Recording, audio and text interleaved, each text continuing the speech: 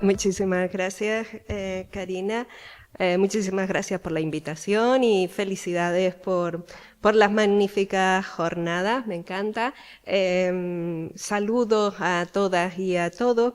Yo no sé muy bien si voy a encajar mucho en este discurso ahora, pero me apetecía mucho plantearles más bien desde mi ámbito teórico, la filosofía de la ciencia, con perspectiva de género, simplemente unas cuantas preocupaciones, lanzarlas, ¿no? No tengo soluciones, pero sí me apetece mucho y cada vez que leo y cuando leo, trato de llevarlo a mi terreno, la filosofía de la ciencia, la historia de la ciencia, porque mi principal preocupación es ¿qué es la tecnología? ¿Qué es esta tecnociencia? ¿Qué carácter tienen estas tecnologías disruptivas y cómo en último término impactan, ¿no?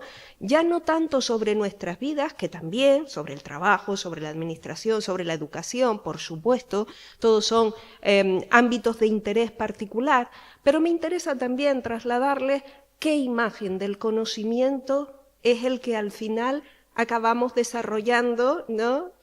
Cuando nos enfrentamos a estas tecnologías y sobre todo cuando las utilizamos en la investigación, para los procesos mismos de construcción del conocimiento. Yo voy a ir rápido, la presentación es un poco larga y tiene mucho texto, pero yo no lo voy a leer todo. Voy rápido y más que nada es lanzarles, ¿no? algunas cuestiones que me interesan. Parto del sueño del Círculo de Viena. Este es un punto de partida para mí importante porque es el punto de partida también de la filosofía de la ciencia. No me detengo, simplemente recordar que tenían un sueño. Periodo de entreguerras europeas, ¿no? Austria.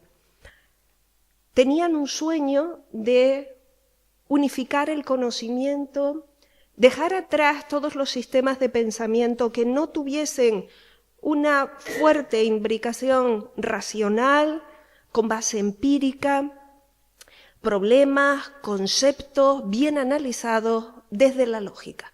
Aquí están los grandes lógicos y lógicas que también imaginaron el futuro de la inteligencia artificial. Lo dejo aquí, ese sueño, ¿no? Nosotros en Filosofía de la Ciencia, desde luego, y trasladamos al alumnado la necesidad de que entiendan cómo el siglo XX ha sido tremendamente espectacular. Hablamos de la revolución tecnocientífica, hablamos del surgimiento de la macrociencia, la tecnociencia, pero enfatizamos una cuestión, que es la que yo quiero enfatizar también, que más allá precisamente de esos sueños de una visión unificada del conocimiento, lo que vamos a tener que destacar es que hay muchísimos conflictos de valores, tanto en el seno de las comunidades científicas como con otros sectores sociales. ¿Por qué? Porque ponemos sobre la mesa que no existe esa neutralidad, objetividad perfectamente bien delimitada, por mucho que se empeñaran, sino que lo que vamos a ver inmediatamente es que toda una serie de valores y valores en conflicto son los que están configurando esta trama de la revolución tecnocientífica y del avance de la tecnociencia. La forma en que, rápidamente también, la forma en que desde mi disciplina y una de las perspectivas que más me gusta para analizar todo ese, digamos, esa trama y ese tejido de distintos elementos es llamarlos imaginarios sociotécnicos. Nuestra función, tanto desde la sociología como también desde algunas de las ramas de las humanidades en general, pero las ciencias sociales y por supuesto también en colaboración con científicos, científicas, tecnólogos, es tratar de identificar estas formas colectivas de imaginar la vida y el orden social reflejadas en el diseño de los productos científicos tecnológicos. La tecnología no es neutral, objetiva, etcétera, y luego puede usarse bien o mal. No, el propio diseño de esa tecnología y los objetivos con los que están imaginados y diseñados ya están tramados por toda una serie de valores, de imaginarios, ¿no? Esos imaginarios sociotécnicos son los que tenemos que desvelar si queremos también explicar por qué algunas visiones, digamos, de orden científico, por qué algunas ideas se convierten al final en las legitimadas en el orden social y por qué otras son aparcadas como menos relevantes. Todo ese tipo de decisiones son decisiones que se toman continuamente, por más que a veces no las veamos del todo explícitas. Me voy a la inteligencia artificial, ¿no? Y les lanzo algunas cuestiones. A mí me gusta esta apreciación de Wilson, fallecido en 2021, ¿no? Que expresa esta situación que a mí, la frase me encanta. Tenemos emociones del Paleolítico, instituciones medievales y tecnología propia de un dios. Y esto es muy peligroso. Creo que lo calca, ¿eh?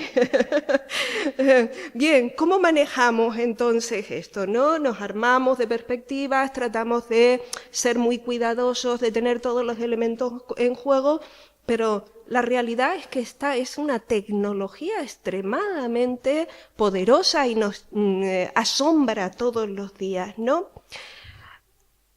Nuestra pregunta, ¿son máquinas como nosotros? Me gusta también esta apreciación de, en fin, no puse la referencia completa, sino de una de mis lecturas recientes. Ese saber de la máquina, a mí me gusta también llamarlo la máquina, es simplemente una techné, en el sentido de una destreza o pericia para efectuar una tarea, o puede generar también una episteme. Aquí está la clave, ¿no?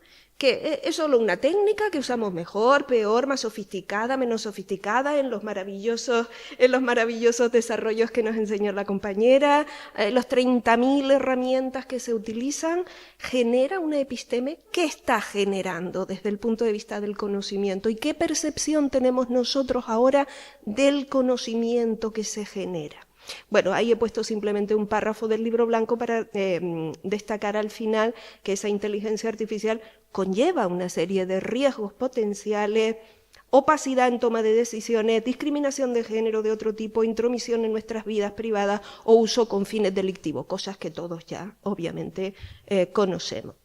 A mí me gusta también citar a Cathy O'Neil, creo que ella es la que, bueno, el libro ya es del 2016, que claramente puso también el punto sobre las IES cuando nos dijo, los modelos, esas matemáticas, los modelos son opiniones incrustadas en matemáticas. Y ojo, estos son nuestros algoritmos. Cuando se diseña, esto me lo saben decir mejor, obviamente las tecnólogas y las informáticas, no yo, pero ahí está, ¿no? La trama de todas las decisiones que hemos ido tomando y los por qué desarrollamos esos algoritmos y qué queremos que hagan y qué queremos lograr con eso. Y esa trama, si quieren llámenlo opiniones, conjunto de valores, objetivos trazados, ilusiones, visiones, lo que queramos, todo el imaginario completo. Pero claro, el problema es que muchas veces ese modelo alimenta un círculo tóxico y ayuda a mantenerlo si no tenemos las precauciones adecuadas. Primero porque sabemos que los datos que se utilizan no son datos completos. Nosotros hemos visto esto desde el punto de vista de género.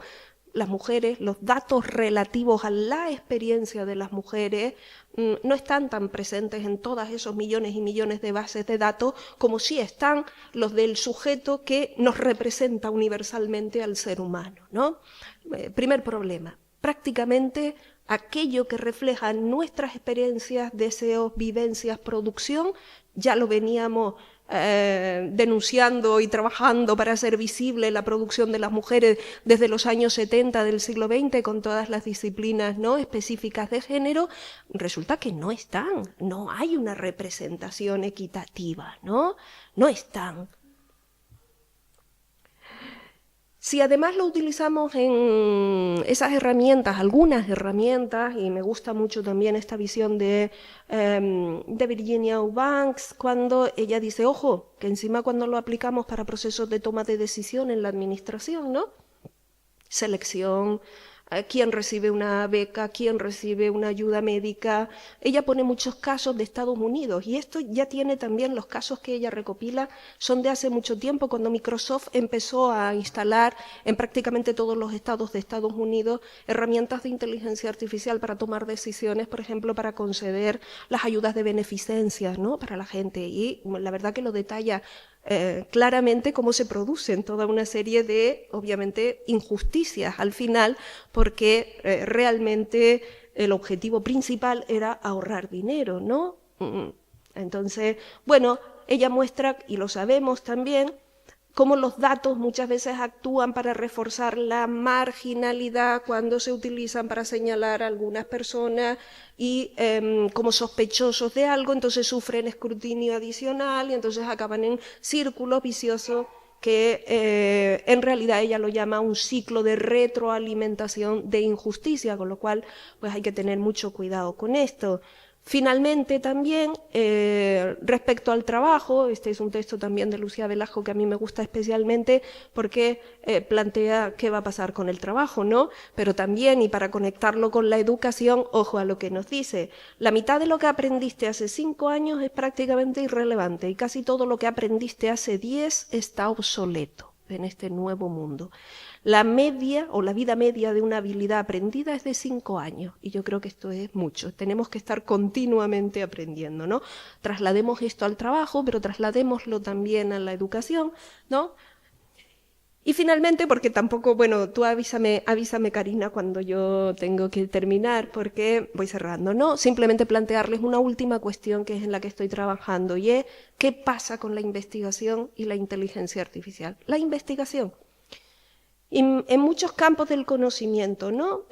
Yo aquí he puesto, obviamente, una referencia a cómo los métodos de inteligencia artificial generativa crean diseños, fármacos, proteínas, en fin, crean muchísimos, los avances son espectaculares, pero ojo también, porque podemos incurrir en estos problemas. Ilusión de profundidad explicativa, ilusión de amplitud exploratoria, ilusión de objetividad e ilusiones de comprensión, que esta es una categoría de un error, digamos, metacognitivo que nace de tener creencias incorrectas acerca de lo que es nuestra propia comprensión, ¿no? Sobre todo esa ilusión de objetividad, que es lo que señalo aquí, que podemos pensar erróneamente que estas herramientas de inteligencia artificial son imparciales o capaces de reflejar todos los puntos de vista, ¿no? Esa idea de universalidad, de completud, ¿no? De absoluta neutralidad y objetividad, cuando en realidad, ya lo sabemos, lo que hacen es reflejar las perspectivas incrustadas en los datos que se utilizan. Una última analogía, porque me gusta, estos textos aluden a, ojo, podemos estar entrando en una fase de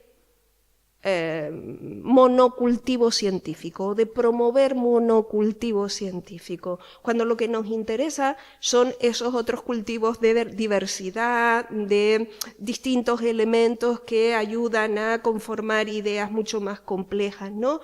Ojo con estos monocultivos, creer erróneamente que esas herramientas de inteligencia artificial pueden eliminar todos los puntos de vista o representar todos los puntos de manera equitativa, puede ser un error muy fuerte, ¿no? Sería ese riesgo de rehomogeneizar o casi volver al punto de partida, casi volver a revitalizar aquella vieja idea, que el sueño del Círculo de Viena de el sistema total de unos únicos conceptos, gracias a la lógica, en este caso la inteligencia artificial, gracias a la lógica que nos proporciona el conocimiento completo, universal y objetivo.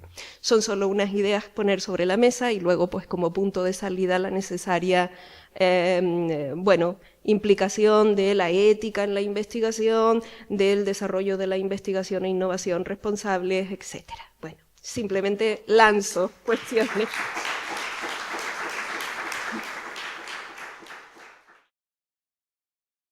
Vamos a ir al grano porque es mucho, es un ámbito, la verdad es que bastante amplio y yo no quiero tampoco abrumarle, sino creo que se trata de tratar de aportar ideas claras. Y claro, en mi caso se trata de aportar ideas claras desde el derecho. La pregunta era si es posible una inteligencia artificial justa.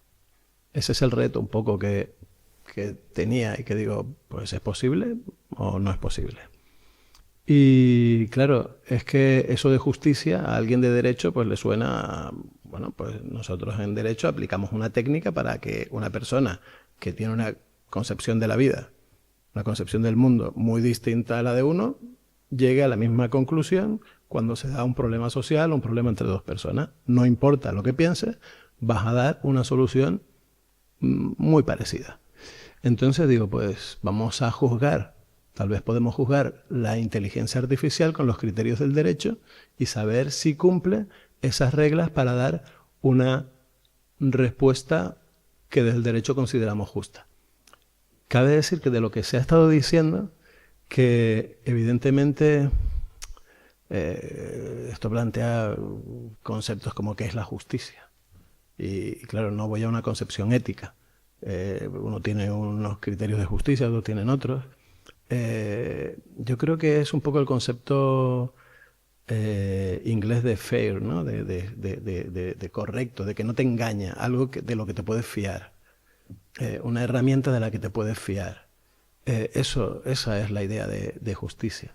Por otro lado, también hablamos mucho de racionalidad y en las ciencias, tanto de la inteligencia artificial como en la ciencia en general, el concepto de racionalidad, ¿qué es? Porque claro, decimos los seres humanos, yo creo que lo estaba señalando, ¿no? No somos solo razón, somos más cosas.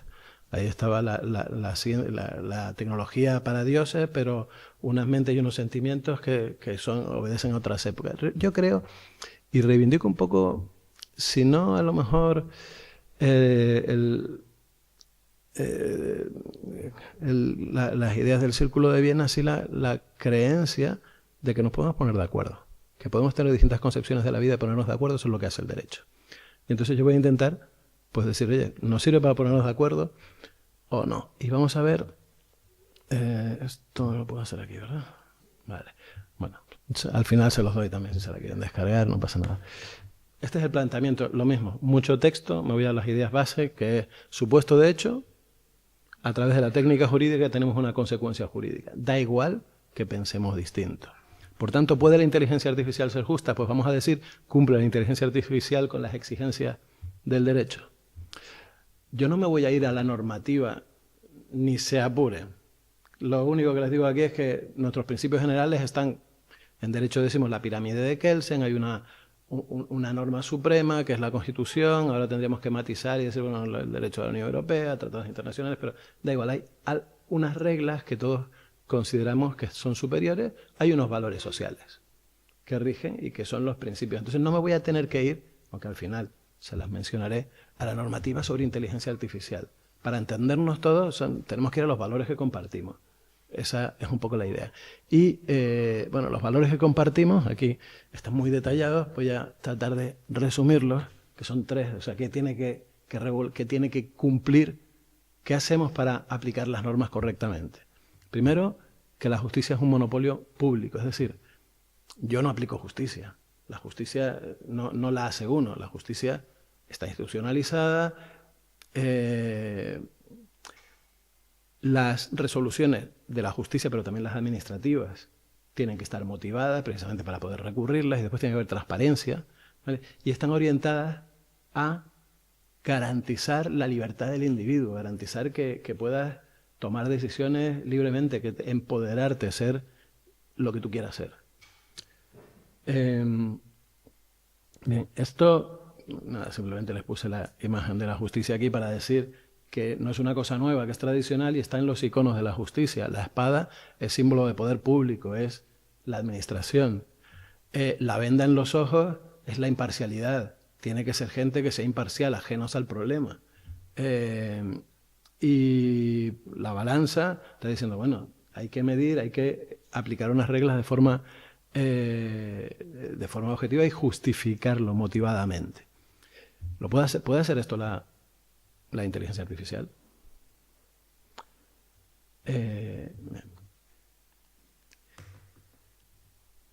Hasta aquí, simplemente por un apunte de nuestro modelo, que yo no me puedo ir sin un poco decirlo. Esto es la protección del individuo, son valores muy de proteger al individuo. frente a modelos que se basan más en lo social. Realmente en nuestro ordenamiento hay una mezcla de las dos cosas, y si yo le suelto otra cosa de la Constitución, como toda la riqueza del país está subordinada al interés general, pues esto como casa con todo lo demás. Bueno, pues estamos en un estado social, que se dice inicialmente, entonces hay un equilibrio en protección social. No viene mucho a cuento, pero es que desde el punto de vista jurídico son dos cuestiones que debemos ponderar. Bueno, voy a trasladar estas cuestiones. Si no se entiende algo, pues me interrumpe porque quiero ir muy rápido. Trasladar esos principios a la inteligencia artificial. La justicia es un monopolio público precisamente para garantizar, pues, entre otras cosas, su imparcialidad para las cuestiones de transparencia y demás. Bueno, ¿controlamos el funcionamiento de la inteligencia artificial? Eso es lo que nos tendremos que preguntar. En segundo lugar, ofrecer una motivación. ¿Conocemos los razonamientos de la inteligencia artificial? Y en tercer lugar, ¿fomenta la libertad del individuo? ¿Está orientada a ser individuos más libres, que puedan tomar mejores decisiones, que fomente su desarrollo personal? Porque al final la tecnología está al servicio del hombre, como creo que ya se estaba señalando. Entonces, estas son un poco lo que creo que las tres cuestiones para decir, ¿es la inteligencia artificial justa en el sentido de fiable para cumplir con mis propósitos? ¿Controlamos su funcionamiento? No. Normalmente no. Está en manos de grandes multinacionales. ¿Conocemos sus razonamientos? Pues generalmente está basada en machine learning, en razonamiento profundo, que ni los científicos que la generan te pueden decir cómo ha llegado a esas conclusiones. De hecho, necesita contrapesos, estarla ponderando, auditando, o sea, un montón de cuestiones. Por tanto, tampoco es verdad que hay inteligencia artificial explicativa, que hay sistemas para profundizar en ello, para corregirlo, incluso para crear modelos que se autoexpliquen y que nos cuenten. Cuidado, porque aquí a veces las explicaciones de esos modelos es una explicación a posteriori, no es lo que el modelo ha hecho, es lo que te va a contar para ver si te lo crees. Y eso no es lo que necesitamos cómo ha razonado, que es distinto. Y en último lugar, ¿nos da libertad? Pues no, porque normalmente no. No hay ninguna respuesta categórica. Normalmente no, porque estaban basadas, por regla general, en un modelo del capitalismo de la vigilancia, en el que las plataformas son externas, hay captación de datos, hay un servicio de cesión de datos por uso. Por tanto, el miedo de los alumnos de Rosa es que me van a coger mis obras, ¿no? Y bueno, y es verdad. Es decir, ahí está. O sea, es cierto. Otra cuestión que yo creo que no nos dará tiempo, pero es qué pasa con la propiedad intelectual, que es una cuestión sobre la que es necesario que en la universidad se reflexione, porque el modelo que tenemos es una locura. O sea, es contrario a la ciencia, contrario a la difusión de la cultura, pero ese es otro debate. Tradicionalmente, bueno, en base, esto está la fuente, si quieren, pues, del plan de recuperación del gobierno, nos cuentan que Russell y Norvin pues clasifican las inteligencias artificiales, lo cual es, ya todos lo conocerán, pero en sistemas que piensan como humanos, que emulan el pensamiento humano, es decir, te cuentan cosas que no entienden, no sabemos cómo razonan, te cuentan cosas. Y además las cuentan muy bien, porque son normalmente basados en modelos de lenguaje, y como nosotros los humanos nos solemos creer a los que hablan bien, pues aunque nos estén contando la mentira más grande del mundo, pues resulta que pasan por muy inteligentes. No razonan. Las que actúan como humanos, bueno, robots y demás para mecánica, no me interesa entrar mucho en eso. Las que piensan racionalmente. Esas son las que no emulan el razonamiento, sino razonan. Ofrecen razonamiento objetivo. Lógicamente no entran ahí las emociones, pero yo creo que esas nos pueden ayudar mucho en el ámbito de la ciencia. Y es donde no se está poniendo el acento. Es las que se han dejado de lado. Ahora veremos también por qué. Y bueno, las que actúan racionalmente, pues eso no. Bien. Las dos primeras, basadas generalmente en Machine Learning, ya he dicho cuáles son sus problemas. Perdonen que soy muy burdo al decir que es estadística corregida. Por supuesto que no solo, pero es parte de la estadística y después hay mucha ciencia detrás, pero no deja de basarse en estadística. Para quien no sepa de esto, cuando aparece la palabra horrible en un texto, pues esto debe ser malo, ¿vale? O si aparece que pide indemnización en el análisis de una sentencia, petición, indemnización. Dice, desestimada, no le dieron el dinero, ya está, no le dieron la indemnización, pero no va a estar leyendo más, es decir, es por unas cuantas palabras, si aparece mucho en el texto, clasifica el texto de una manera. Eso, hecho con mucha precisión y con mucha tecnología, es lo que realizan. Vale. Las que a mí me interesan, las que podría decir, oye, estas sí pueden ser justas, en contra de lo que acabo de decir, son aquellas basadas en otras tecnologías que son las ontologías, grafos, que es lo que, a mi juicio, hay que divulgar que se haga en el ámbito de la academia, fundamentalmente, y en la ciencia, que es saber hablar, aprender a hablar un lenguaje que nos conecte con las máquinas y que nos permita utilizar las máquinas con otro nivel, cosa que en algunas ciencias sí se hace, pero en las ciencias más sociales, en derecho en particular, estamos años luz, o sea, es como... no. Entonces, yo creo que es donde hay que fomentar la actuación. Básicamente una requiere muchas máquinas, mucha capacidad de computación, y otra requiere muchos expertos que sepan hacer los grafos y que sepan hacer las ontologías correctamente, que después van a servir de base para que los ordenadores con su capacidad de procesamiento rápido te contesten rápidamente, te analicen un texto y sepan encajarlo en un modelo que ya se tiene, que el modelo está bien porque lo ha hecho un científico, lo ha hecho un experto. Modelos que siempre se pueden mejorar, pero que ya está hecho y que no lo ha hecho una máquina basándose en estadística, hay un razonamiento humano detrás. ¿Qué van a hacer las grandes tecnológicas? ¿Por qué van a apostar? ¿Van a pagar a muchos científicos o van a poner granjas de máquinas? Conocemos cuál es la realidad, ¿verdad? Pues los científicos les salen más caros. Entonces yo creo que no obedece a otra cosa el planteamiento de cuál es la que impera. En la regulación que tenemos, el derecho atiende a los problemas sociales. La regulación que tenemos se basa en mitigar los problemas, los efectos negativos de las primeras tecnologías, y yo creo que falta una cosa, esto es una crítica a lo que estamos haciendo, falta fomentar lo segundo, fomentar otra inteligencia artificial.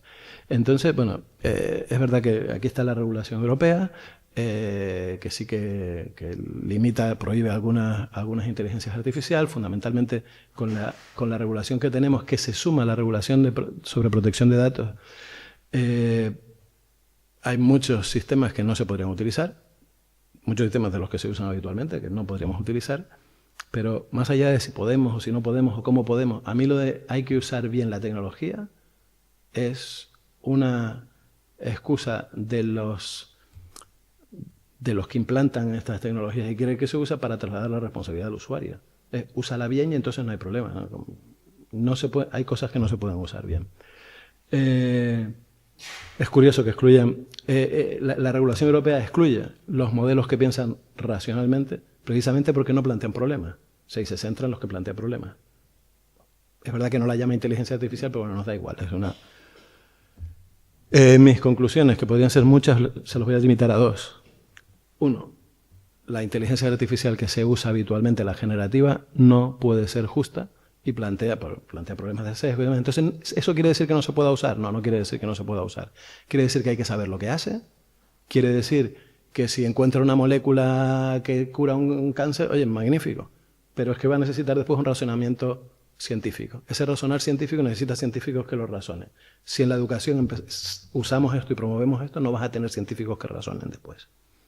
Entonces, está bien, pero hay que saber cuál es su uso y bueno, y con eso lo dejo porque aquí. Y la otra cuestión, hay que apostar por la inteligencia artificial que promueve y sobre todo que promueve la ciencia, ¿no? que promueve el razonamiento científico. Y ahí podremos encontrar que tenemos unos modelos de valores distintos, pero nos lo estamos diciendo clarito. Entonces nos lo decimos clarito, en lugar de tener grandes libros para engañarte con no sé qué, no, te lo digo claro, es que yo creo que la regla es así, y el debate científico creo que se enriquece y se aclara.